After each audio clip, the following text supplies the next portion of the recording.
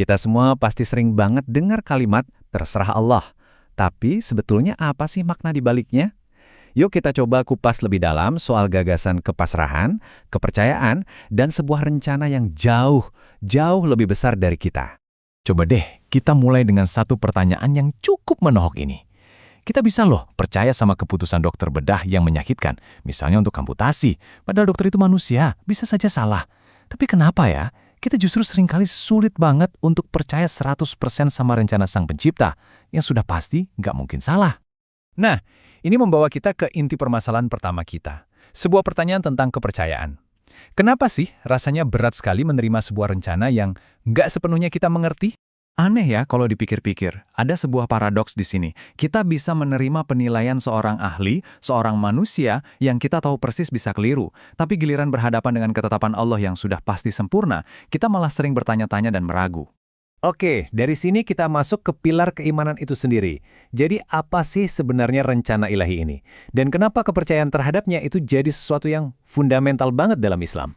Konsep inilah yang kita kenal sebagai takdir, yang merupakan rukun iman ke-6. Ini adalah keyakinan mendasar bahwa segala sesuatu, dan ini pentingnya, baik yang kita anggap baik maupun yang kita anggap buruk, itu semua sudah dalam ketetapannya. Jadi ini bukan bagian dari iman yang bisa ditawar-tawar. Dan slide ini nunjukin dengan jelas banget keseimbangannya. Iman yang sejati itu menuntut kita untuk menerima kedua sisi koin ini. Bukan cuma saat kita dapat yang enak-enak aja, seperti lahir sehat atau sukses, tapi juga saat kita diuji dengan hal-hal yang nggak kita sukai. Keduanya datang dari sumber yang sama. Nah, ini jadi memunculkan satu pertanyaan penting. Kalau begitu, kenapa kita harus menerima itu semua? Apa alasannya? Well, jawabannya ternyata ada di dalam makna kata Islam itu sendiri. Secara harfiah, akar katanya itu berarti penyerahan diri atau pasrah. Jadi, ketika seseorang mengaku sebagai seorang Muslim, pada dasarnya ia sedang mendeklarasikan kesiapannya untuk berserah diri pada kehendak Allah. Bahkan, Al-Quran pun menegaskan hal ini lewat sebuah pertanyaan retoris yang indah banget.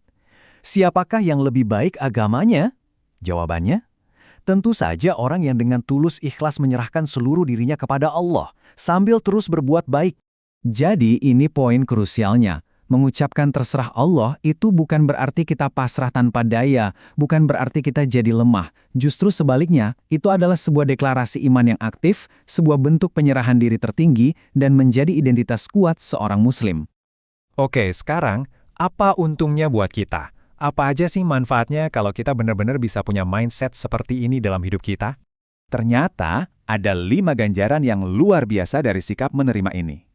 Mulai dari keyakinan bahwa apapun hasilnya, itu pasti yang terbaik buat kita. Lalu, hati kita jadi tenang, bebas dari rasa khawatir dan pertanyaan, coba kalau tadi... Belum lagi, ada janji akan diberi ganti yang lebih baik atas setiap kehilangan. Dan tentu saja manfaat di akhirat, keriduan Allah, pahala, dan bahkan pengampunan dosa. Lengkap kan? Nah, untuk poin ketiga tadi, soal janji ganti yang lebih baik, ada satu kisah nyata yang luar biasa banget dari sejarah awal Islam. Kisah tentang seorang perempuan mulia bernama Ummu Salamah.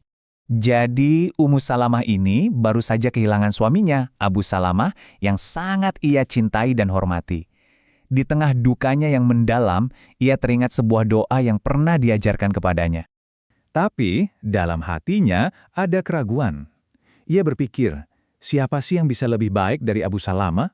Logikanya mungkin berkata tidak ada, tapi imannya lebih kuat. Ia tepis keraguan itu dan tetap mengucapkan doa tersebut dengan keyakinan penuh. Dan apa yang terjadi? Allah menjawab doanya dengan cara yang mungkin tidak pernah ia bayangkan. Ia diberi ganti yang jauh, jauh lebih baik. Ia dinikahi oleh Nabi Muhammad SAW. Ini bukti nyata bahwa rencana Allah itu seringkali melampaui imajinasi terbaik kita. Tapi, tunggu dulu. Ada satu hal penting banget yang harus kita luruskan di sini. Karena konsep terserah Allah ini sering banget disalahpahami. Mari kita bedah apa bedanya antara usaha dan kepasrahan. Mindset ini tuh bukan soal tidak melakukan apa-apa. Bukan berarti kita jadi fatalis yang pasif. Justru, terserah Allah itu adalah fase yang datang setelah kita melakukan usaha terbaik kita. Ini adalah kepercayaan aktif pada hasil, bukan menyerah sebelum berjuang. Perintah untuk berusaha ini datang langsung dari Nabi. Beliau menyuruh kita untuk bersemangat mengejar apa yang bermanfaat, minta tolong sama Allah, dan jangan jadi orang yang lemah atau malas. Jadi ikhtiar atau usaha itu adalah bagian yang gak terpisahkan dari iman. Analoginya gampang banget deh. Anda kan nggak mungkin cuma duduk diam lalu bilang, terserah Allah untuk makan malam. Pasti Anda masak dulu sebaik mungkin kan? Nah, baru setelah itu, Anda serahkan hasilnya kepada Allah, bahkan kalaupun masakannya gosong. Prinsip yang sama berlaku di semua urusan kita. Jadi, pertanyaan terakhir ini kembali ke kita masing-masing.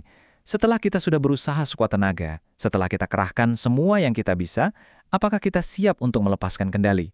Siapkah kita untuk percaya sepenuhnya pada hasil akhir yang telah dituliskan oleh sang penulis skenario terbaik? Karena disitulah letak kedamaian sejati dari terserah Allah.